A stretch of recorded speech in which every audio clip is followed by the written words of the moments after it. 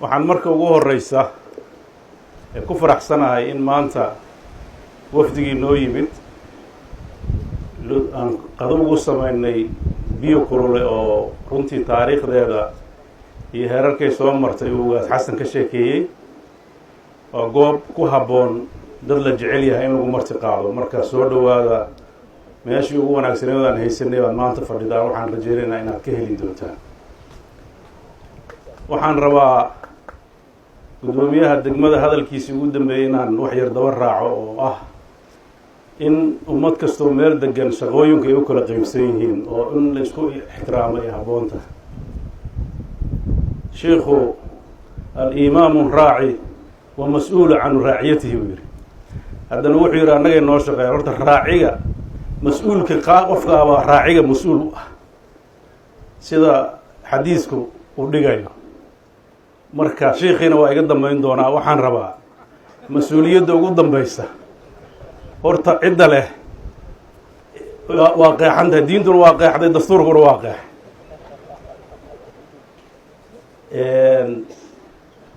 wa ulul amri minkumna hadda waa lays yiri marka culummada waxaan rabaa inay xoogaa la qabsadaan waayadan dambe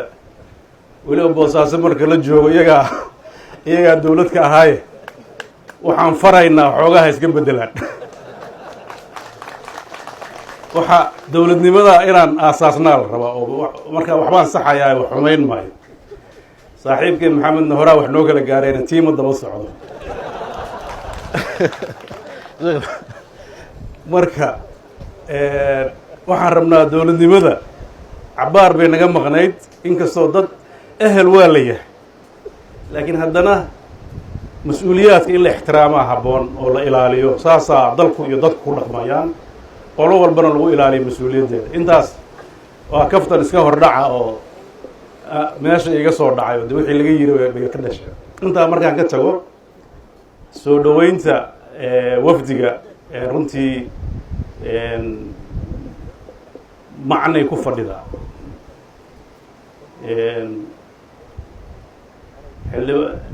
gudoomiye siciid wuxuu yidhi rag buu soo doontay horta jubbaland iyo puntland maba isqarsadaan markaan tegay mahmaabaa ka barto waxay indhuhu ma kala seexdaan waa isku seexdaan horta nimanka reer jubbaland saasay noogu soo mahmaaheen marka waa mataano labadan labada cirifna waa kala xigaan xil gaarana waa saaran yahayo hadda inta u dhaxaysa xil baa ka saaran soomaaliya inteeda kale mar hadday labadii daraf jiraan wanaag baana xil uga saaran yahay inay horumarka iyo ay dhaqaan waana rajaynayaa reer puntland iyo reer jubbaland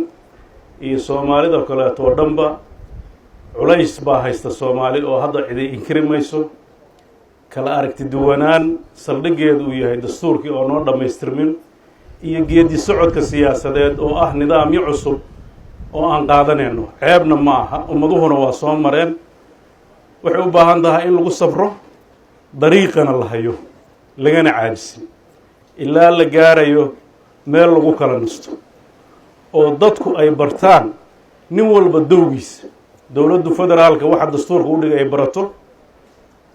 dowladaha xubnaha ka ah ay bartaan gobolku uu barto degmadu uu barto shacabku ay bartaan culummadu ay bartaan isimadu ay bartaan iyo nabadoonnada aqoon-yahanadu ay bartaan oo hadda marmar baa inkastoo aan iscafinay kuwa waxay leeyihiin hadde kadib maxaa laga yeelay annagaa mas-uulka ah ya marka wixii baa isku daadanaya haddii saa la yidhaahdo haddii qof walba shaqadiisa garan waayo waxay noqonaysaa qof walba intuu microfon qabsado inuu wuxuu rabo dho taas marka nidaamkii dowladnimo khatar buu gelinaya marka waana aaminteen waana doorateen waanu dhaarannay waana nasixi kartaan waddanna lagu saxana waa leenahay diyaarna waa u nahay inaga saxo waxaan kaloo inaga baahanna inaad gacan nagu siisaan shaqooyinka aan inay qabanayno mas-uuliyadda dalkan iyo miiska gorgortanka annagaa noo dirteen waan rajaynaynaa hungo kusoo noqon mayno laakiin wax inii qalmo oo soomaali u qalmo way waxaan ka hadlayn in la wada hadlana ceeb maaha waxaan rajaynayaa geedi socodkaas dabeecado badan buu soo maray duruufo kala duwan buu soo maray dagaallo sokeeyuu soo maray dib u heshiisiinuu soo maray meel fiican buu marayaa maanta hadalka iyo jijiidka iyo qodobada la isku haysto iyo xeerarka lala kala ordaayo iyo dhuumaalaysigu wax badan buu dhaamaa markii la isqoonsado markii baroonka la isla dhici jiray marka waa fiicannahay meel stage fiican baan maraynaa waxaa hadda lagu xisaabtamayo waa sharci iyo xeer iyo dood iyo baarlamaan iyo marka meeshaas waa meelaha adduunka o dhanna uu marayo oo de waad ogtihiinoo sanadka maraykanka waxa ka socda waad aragtaan doodaa ka socda impeachment baa ka socda waxaas marka waa dabeecadaha xadaarada iyo dowladnimadu laakiin waxaan doonaynaa in dabeecadahaas dowladnimo laga wada shaqeeyo rajo fiican baan ka qabnaa in soomaaliya ay waddo saxa ay qaado jubbaland dhismaheedii puntland gaar bay ku ahayd markii baarlamaanka la doortay puntland baa taageertay madaxweynaha markii la doortay puntland keliya taageertay madaxweynaha markii caleemasaarkiisa la sameynayo puntland keliya tagtay maamulada soomaaliya kala waa wax cad cidna kama qarsoona waana mowqif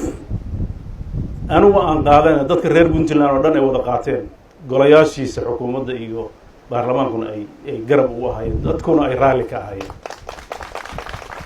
dowrkaas waxay u qaadatay puntland waa hooyo dhab ah waa hooyadii federaalka waxay ilaalinaysaa dowladnimada waxay ilaalinaysaa kala dambeynta iyo sharciga nidaamka federaaligaana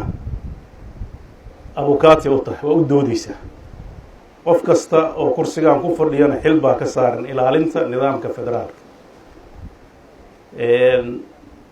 waynu garanaynaa waddanku markuu centralized ahaa oo xataa nidaamka siyaasiga dadkii dhulkan u dhashay ay madaxda ka ahaayeen dhulkan siduu u ekaa waad garanaysaa dowladdii 21 sano keliya maaha tii ka horreysay xataa waxaa ka hirgelay waad garanaysaa puntland xeebaheeda iyo degaanadeedu waxay ka fiicnaayeen 150 sano 200 sano ka hor ayaa ganacsiga noloshu ka fiicnaan jirtay markii Soomaaliya dowladda noqotay taariikhda dib in loo raaca fiican xeebahan oo dhan baa wada carmirnaan jiray dalka Soomaaliya meesha isku xirta dunida inay kala ahaayeen taariikhda saad ku haysaan dadka degaanadan waxay lahaan jireen dooyo waxay lahaan jireen ganacsi waaweyn oo isaga goosha India iyo Persia iyo Afrika inteeda kale markii dowladdii ay dhacday indheergaratii iyo dadkii aqoonta iyo lahaaba xamar aaday inkastoo xilliyadii Talyaanigu uu qabsaday isaga naftarkiisa siyaasadaas qayb ka ahaa oo dadkii indheergaradka ahaa uu raray oo uu geeyey koonfurta Soomaaliya dadkii kale tan ay ka daba tageen laakiin xilligii gacaanka indhahayba isku sii qabsatay waad ogtihiin oo nidaamkii ganacsi ee waqtigaa jiro oo dhan baa la xiray marsooyinkii oo dhan baa awdmay waxa maanta la haysto waynu garanaynaa 30 sano ayaa isbeddelka maanta puntland ka jira uu ka abuurmay oo dadkiisu isbedeleen muuqaal ahaan iyo dhaqaale ahaan iyo caafimaad ahaan iyo tacliin ahaan degaanada maanta puntland oo dhan meesha ugu yar herstbos baa ka jira haddaan MCAG dhakhtar ka jirin meelaan iskuul ka jirin ma jirto meelaan biyo intooda badan 320 xarumood oo caafimaad baa ku yaala deegaanka puntland ardada dhigata puntland 300,000 bay ku dhowdahay markii la soo qaxayo 200 qof bay marka waa garan kartaan isbeddelka dhacay dhaqaale ahaan bulsho ahaan iyo deganaansho ahaan marka waxa la ilaalinayo waa maslaxadda dadka iyo dalka saasaana Soomaalidan ku jirta intaa waxa u dheer Boosaaso ilaa iyo hadda jooga Soomaali oo dhan duruufaha adag markay qabsadaan iyo dawladaha dariska Soomaali kalimaan Ethiopia iyo Yemen iyo dalkii kale oo duruuf qabsato meelaha u soo carraa waxa kamid ah Puntland oo nabad ku helaan oo ka shaqeystaan oo deganaansho ay ku helaan marka puntland iyo boosaaso waa hooyadii soomaaliya oo sax ah meesha keliya oo maanta bulshada soomaaliyeed oo dhan reer walba oo dega halkeeda laga helaya taasna waxaa keenay dadkeeda oo runtii diyaar u ah soomaalinimaduna dhab ka tahay in la wada noolaadana diyaar u ah marka aan wax saxayno wax xumayn mayno waddada saxda ee reer puntland u muuqata ayay mar walba ka hadlaysaa waana rajaynayaa sida hadda dad badan federalismkii ay ugu dhegan yihiin oo uga shaqaynayaan oo mararka qaarkood ay si kale u arkaayeen maanta waa la wada gartay waxa maanta aan ka sheekeynayna waxaan rajaynaynaa in la wada garan doono dalkeenuna uu deganaansho fiican heli doono dadkiisuna ay horumar iyo midnimo ay heli doonaan dadka reer puntland laba mas-uuliyaa saaran degaankoodana mas-uuliyad baa ka saaran nabaddiisa midnimadiisa iyo horumarkiisa tan soomaaliyeedna inay ka shaqeeyaan laakiin intaad taada ilowdo maanta dhan soomaali maqan haddaa ku haysid iyo shantii soomaaliyeed baa maqan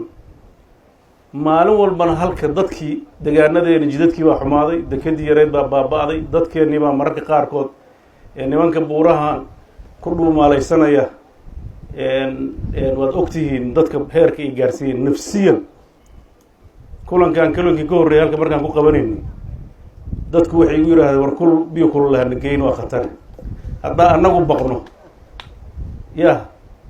waa khatarteeda leedahay waxaa la rabaa dalkan nabad baa ka jirta dadkiisuna waxaa la rabaa inay iyagu nabadda ka shaqeeyaan qofka kusoo dhuumaalaysan dadka aan magangelyada siinay oo nabadda siinay oo nala nool inay dadka qaxiyaan oo wanaagiisa aynan ka shaqeyn sax maha marka taasna waxay u baahan tahay maamulada iyo dadka ka shaqeeya in ay bulshada ay ku wacyigeliyaan nabadda in laga wada shaqeeyo waxaan rajaynayaa inaan mid baan nahay laba yaan laga kala dhigay marmar baa dadku iskala saarayaayo waxaa moodaa koox dowladdana dad laga dhigayaa dad kaleetana dad kale iska dhigaya war dad qoreynuna dan isku midaan leenahay degaan baan wada degnaa waxa qof ka halaabo kulligeena ka halaabaya dowladdu waa dowladdiini dantiina ka shaqaynaysaan dadka marxalad cusub buu marayaayo adduunkii social mediau noqdayoo wax aan jirin baa mararka qaarkood qofka lagu dhalan habaabinaya taa ha laga digtoonaado weliba dadka siyaasadda sida fadacan aan u aqoonin kii hadlaba runtiisa ay moodaya dadka facebooka ka hadlaaya taarget bay leeyihiin ulajeeday leeyihiin marka haddii wixiisii aad dhegaysatid marmar baa moodaysaa runtiis inay tahay laakiin waxbaa ku hoos jira marka dadka sadarrada hoostooda akrin kara uga dambeeya oo haddaa wax garan weydaan weydiiya marka waan rajaynaynaa meesha loo socdo si cad bay ugu muuqataa dadka dowladda hogaamiya waana rajaynaynaa meel wanaagsan inaynu gaari doono sidii horeba waxaynu ku imaan jirtay wada jirka waxaan aada iyo aada uga mahad celinayaa isimada oo runtii ilaahay mahaddiis puntland waxay degaanada kale uga duwan tahay waagii horena isima waxa u ahaa rag siyaasiyiina beeljaaji cabdullaahi iyo ugaas yaasiin iyo boqor cabdullaahi kiinkooni wadda siyaasiyiin ahayn haddana beeljaaji cali faarax iyo ugaas xasan iyo de ugaas isimada yareer warkooda badaayo waa wada mutacalimiin graduated ah politician ah marka ma aha dad runtii garan waaye maslaxadda ay ka shaqeeyaan wanaagga ay ka shaqeeyaan weliba waxyaabihii maalintii u dambeysay boose ka dhacay waxaan uga mahad celinayaa doorka ay ka qaateen waxaan kaloo uga mahad celinayaa dadkii qeybtood falkaas ay gacanta ka ahaa oo markii layswareystoo la wada hadlay iyaguna aqbalay nabadda inay qaataan naftarkooda ammaan bay mudan yihiin maxaa yeelay waxaan nabad ku weynay xumaan kuma helayno sharcigana inaan ilaalinaan rabnaa waan rajaynayaa ciddii dareensan wax khaldan inay jiraan maalin iyo habeen waxaan la shaqeynaa arwaagii waa la yaabanaa cabdullaahi u dhihi jira kuwa maalinta iyo kuwa habeenkaba waa la shaqeynaya laakiin hadda tii ay gu dhacdaani show siyaasadda labada waqtiba waa la shaqeeyaa nasashaba male marka habeen iyo maalin ba annaga u taagan inaan dhegaysano inaan wax saxno inaan wixii khaldan hagaajino marka kuwa habeenkii u badan yihiin laakiin dadka marka habeenkiina diyaar aynu nahay saacad kasta oo aadna dalabtaan waan dhegaysanaynaa wax kasta oo u aragno inay danta ku jirtana diyaar baan u nahay inaan wax ka qabanno insha allah golaha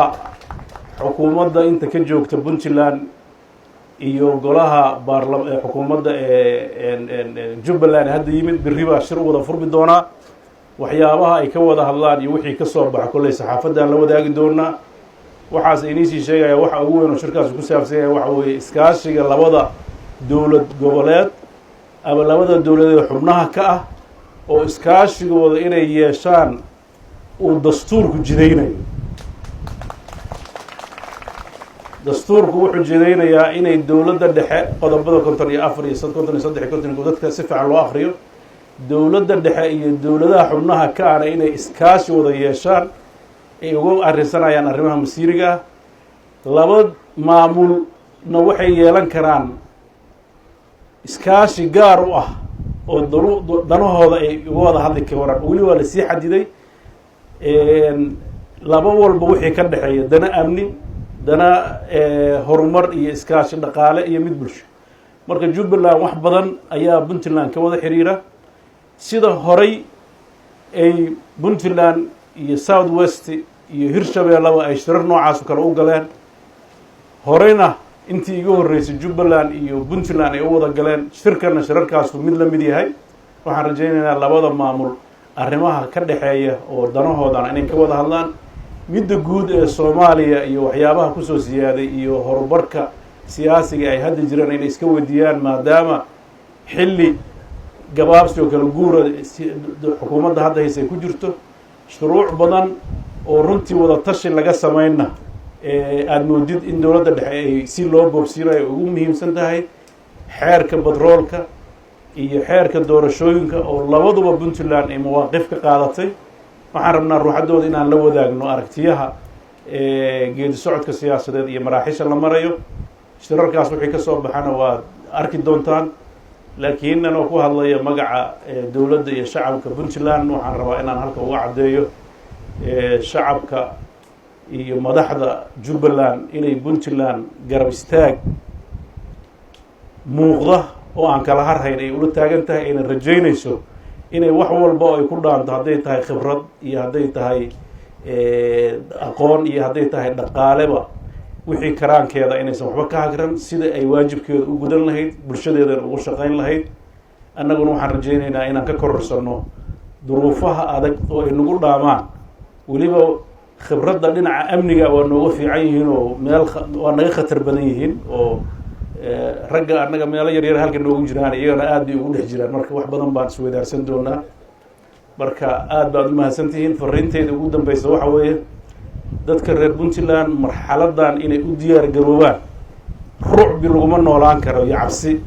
waxbaa halka soo maraya waxbaa halka ka laabtay iyo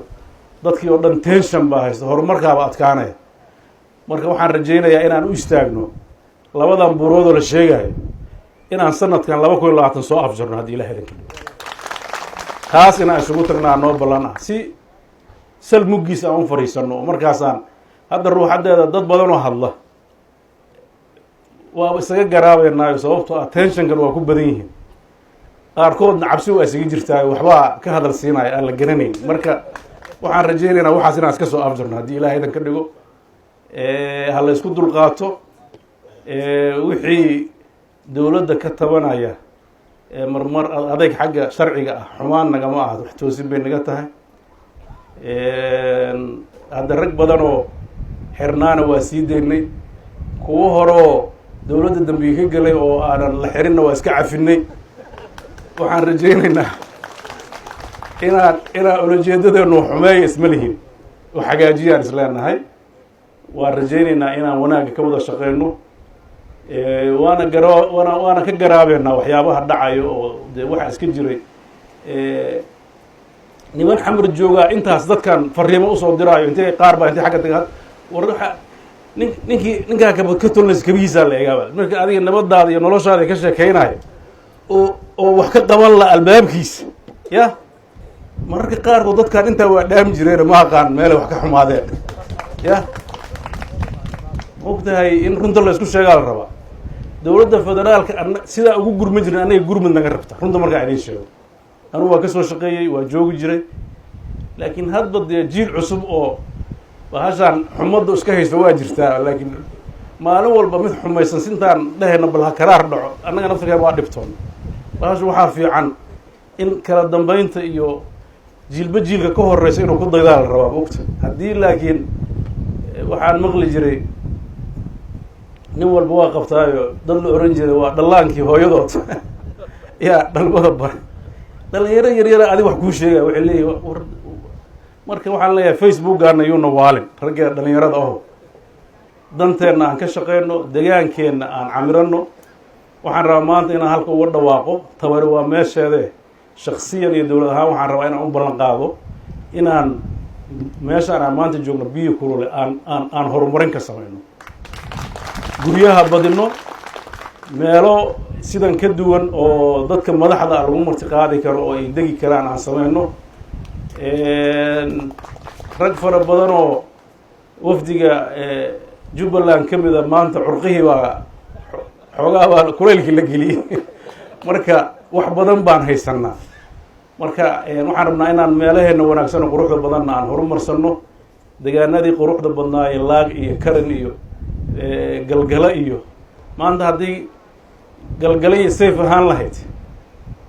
galgalo waa waxaan isleeyahay meelaha ugu qurux badan ay ka mid tahay oo runtii ugu qabow marka waan rajaynaynaa dadkeena iyo dalkeena inaan u shaqeyno degaanadeena aan horumarsano boosaaso waxaan rajaynayaa dadkeeda si gaar oo la dardaarmaya marxalad cusub in aada u istaagno oo ugu horeysa nabadda magaalada dib u habeynteeda iyo soo dhaweynta maalgashiga waxaan aada uga rajaynayaa reer boosaaso kulligeen mas-uul ma wada noqon karno kulligeen mas-uul ma wada noqon karno haddee hal nin baan ogaan jiray xil gaar ay saari jiray allahu naxariista nin dekeda joogi jiraa wuxuu dhihi jiray maxagaa bixi karo cidaan ku aaminaan la ahay dekeda marka dekedaan odayaasha dhan ay leeyihin nimaan ku aamino male war meeshaan iyo ka badanaan nagu aamino horta oo naga daaya waxaan baasaan maalin walba gidaarada ka leedihiin marka waad ogtihiin oo dadka ugu masaalixda badan baan ka mid ahay dekeda ku shaqeeya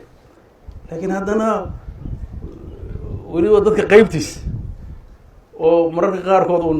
aada moodid mas-uuliyad gaar inay saaran tahay waxaan rajaynayaa lexejeclada badan way fiican tahay lakin waxbay naga kharibaysaa oo dowladnimaday naga duminaysaa marka aan is aamino oo isu dulqaadano qof walbana shaqadiisa ku foofo ilaan ma og tahay hadda wayna wasnaqaanaay kulli siyaasiyiin iyo odayaal baa la noqday dalkii dad kalea ka shaqeeya waa walaalaheen laakiin waxaa ceeba adigoo gaajaysan inuu nin kaleeto gurigaa ka shaqaysana wixii kaa soo hara ayaa dadka fursadda la siiya saasaa caqligu yahay saliimka ah laakiin adigii oo ka baahan khayraadkaagii in maalin walba dad ay kuusoo shaqo tagaan oo hadda wayba dhaaftay soomaalidii kaleetee waad ogtahay wax ajaanib kusoo gurmaya dalka marka waan rajaynayaa dhalinyarada iyo dadka xoogga leh dhaqankii lagu yaqaanay weliba degaanada bari shaqada aan ujeysano shaqaa sharaf leh wax soo saarka aan xoogga saarno meelaheena muhiimka aan taarget garayno waa ka xumahay hadalka ila gala iyo wixii meesha laga yiriyay soo dhaweyn un bay maanta ahayd iyo qadar sharaf reer jubbaland iska raalli ahaada haddaan haddee fursad baan isu weynay raggeyga haddaan la hadlayna raalli ahaada laakiin muhiimadda meeshaan idinkaa iska lahaa madasha idinkaa iskale intaan waxay u timaaday inay idinka idin soo dhaweyso aad baad umahadsantihiin waxaan rabaa inaan kusoo dhaweeyo madaxweynaha jubbaland si uu kelmadiisu yidhaahdo soo dhaweey waxaan aada ugu faraxsanahay inaan xilli qabow oo fiicanna nimid oon lalahayn waa la xagaa baxay oo dadkii wada joogaan waxaa kaloo sharaf weyniya 30 sano ka hor inay igu dambeysay maantana shalay markaan soo dhex marayay magaalada aan garan lahaa oon lahaa tani boosaasadii aan ogaa maaha intii aan soo maray baa igu filan laga soo bilaabo garoonka iyo ilaa meesha aan imidda ugu dambeysay siday tahay iyo sidii markaa ka hor iigu dambeysay waxaan is leeyahay farqi aada u weyn iyo horumar badan baa iga muuqanaya. taasi waa hadalkii madaxweyne Siciid ee ahaa isbeddelka iyo kobaca iyo dhismaha iyo horumarka ay gobolladani gaadheeni inay muddadii dambe la isku tashaday inta badan ay waxaasi dhaceen. annagu meelahaanu ka nimid dagaalka sokeeya aada ugu badnaa, laakiin Boosaaso dagaal kama dhicin. waagii aan inta yare dekadda isku yara qabsanay baa ugu dambeysay waan maray. dagaal ka dambeeye kama dhicin, mar baa wax yaroo kaloo tuurtuuriyaa jirtay. nabaddu waxbay dhistaa, horumar bay leedahay. inay dadku isku tashadaan oo ay wax qabsadaan oo waxa dantoodu tahay iyagu ay ka tashadaanna guul iyo wax badan bay u tahay. waxaan yar rabaa inaan hadalladii ka baxayey aan qaar yar tacliiq ka bixiyo. midda isimada reer bari waa la isugu yimid horta Boosaaso hadda dadkii way ku bateen. beeldaajiyaasha waan kordhinaynaa, dad baan ku daraynaa. haddii kolleyba la wada hadlayo beeldaajiyaasha waan ku daraynaa haddii la yidhaah. way badatay, inay badato oo Boosaaso ay sidaa u camirato oo loo soo wada shaqo tagaayo waa wax sharaf iyo guul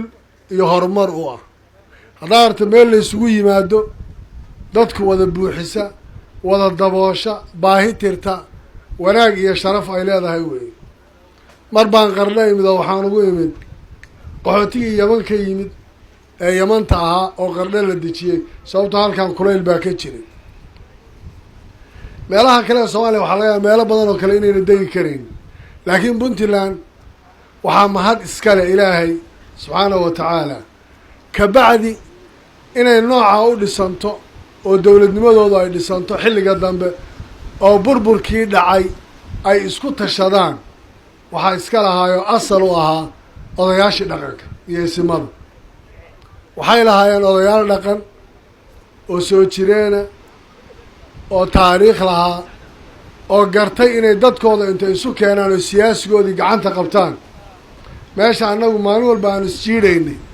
isu keeno intay fadhiistaan oo garowa la isugu tago oo la yidhaha islaam bal guddoomi oo odayaashu intay isu yimaadaan ay wax samaystaan oo ay kala reebaan siyaasigii Puntland ka soo jeeday oo dariiqaa maraani. waxaan u malaynayaa waa mid taariikh ay ku leeyihiin, sharafna u ah, keentayna marka dambe dowladnimadan dambe ee Soomaaliya iyo in xamar lagu noqdo oo la isugu tago oo dowladnimo noocaasa inay ahayd mid ay asal u ahaayeen oo iyagu sababtooda ay lahayd. arrinta sidaasa markaa waa midda keenaysa reer Puntland inay ka shaqeeyaan had iyo jeer sistamka dowladnimo ilaalintiisa iyagoo ahaa dad dowlad ku noola. dadka Soomaalidu qaarna waa dowlad ku nool, qaarna dowladda inta badan dhagahan bay kala socdaan. waxaa la yidhaahdaa nimankan reer bariga iyo gaar ahaan reer Puntland kulligood waa siyaasiyiin oo dad siyaasadda quuta. meelaha dadka kale ee Soomaalida qaarkoodba ay wax kale ku nool yihiin. dowladnimada markaa iyagaa ka shaqaynayay inay ilaaliyaan. waa wax gar ah, waa wax loogu leeyahay. qofkuna shaqada uu tacabkeeda soo galay wuxuu garan karaa mar walba meesha ay ka leexanayso iyo waxa gaadhaya inuu intaba qofkaasi uu wax ka qabto. maanta dowladnimada Soomaaliya waa run, mas-uuliyadda waa la kala leeyahay. in dowladda Soomaaliyeed dowlad dhexe ay jirto oo federaala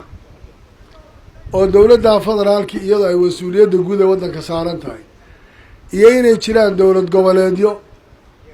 stadiya oo waddankii xubno ka ah oo taladii waddanka qeyb kale, iyo inay jirto in la wada tashado oo maanta ayna gaadhin Soomaalidu waqti ay istiraahdo anaa idhi iyo anaa sidan idhi. waa shay meel looga wareega aan lahayn. waxaa meesha yaalana waxay tahay haddii dadku waxa ay dhigtaan ee ay ku heshiiyaan ee bulshada u yaalla intii lagu dhaqmo isagaa la fulin waayo oo lagu wada shaqayn waayo waxaan is leenahay anaa idhi Soomaaliya dhibaato u geysatay talo aan wadaag lahayn waxba uma tarayso qof walbana waxaa fiican in lagu ixtiraamo mas-uuliyadda uu hayo qof waliba mas-uuliyadda uu hayo in lagu ixtiraamayo waa shay aan meel looga wareega lahayn taas oo macnaheedu yahay ninka federaalka joogana in lagu ixtiraamo ka stateka joogana lagu ixtiraamo wadatashina la lahaado waxa ka dhexeeyana ay ka wada shaqeeyaan talana ay ku lahaadaan qof walbana uu garto mas-uuliyaddiisa iyo waxaa la raaciyey ka ugu yariye ka u weyn maanta reer Puntland mas-uuliyad baad leedihiin iyagaa mas-uula idinka ah wixii siyaasada iyo wixii danana iyagaa idinku matala iyagaana garanaya duruufta aad ku nooshihiin waxa ay tahay duruufta aad ku nooshihiin ahlu maka adlaa bimaa fi shacaabiha reer maka iyagaa yaqaana dhibaatadooda iyo laababkooda iyo waxa ka jira maanta ninka xamar joogaya xaaladda uu ku jiro ogyahay haddii aan la isu sheegin oo aan la odhanin waxaanaa jira iyo waxaanaa jiro laga tashanina qofna qeyb kama hadli karayo waxba kama ogaan karayo taa waxay la tahay waa wax in laga wada shaqeeyo u baahan dadkuna mas-uuliyadda isku ixtiraamaan qof walbana shaqada uu hayo lagu ixtiraamo odayga dhaqankaa iyo culimada iyo dhalinyarada iyo aqoon-yahan iyo qof walba tiisa loo daayo markaan intaa ka soo tago waxaanu soo marray jid dheer waxaan marka hore aada ugu faraxsanahay inaan Boosaaso nimaadno muddadaa kadib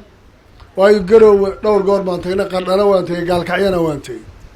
markaa bal inaan xaruntii ganacsiga iyo Boosaaso iyo xilligan inaan nimaadno waxay noo tahay sharaf weyn inaan maanta biyo kulula tagnana oo aan biyihii kululaa gallo iyaduna wax weyn bay noo sii tahay reer Boosaaso waxaan idin leeyahay aad baan idinkaga mahad celinayaa soo dhaweyntiinii aadna soo dhaweyseen iyo sida aad guud ahaan dadkaba u soo dhaweyseen ee maanta loo wada degan yahay ee dadku sharaf iyo nabad iyo nolol ay ugu wada nool yihiin waana waxaad hore u lahaydeen oo dhaqan idiin ahaa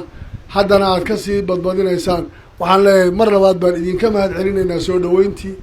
waxaana rajaynaynaa inaan xilliyo badanna idiin iman doona haddii ilaahay yidhaahdo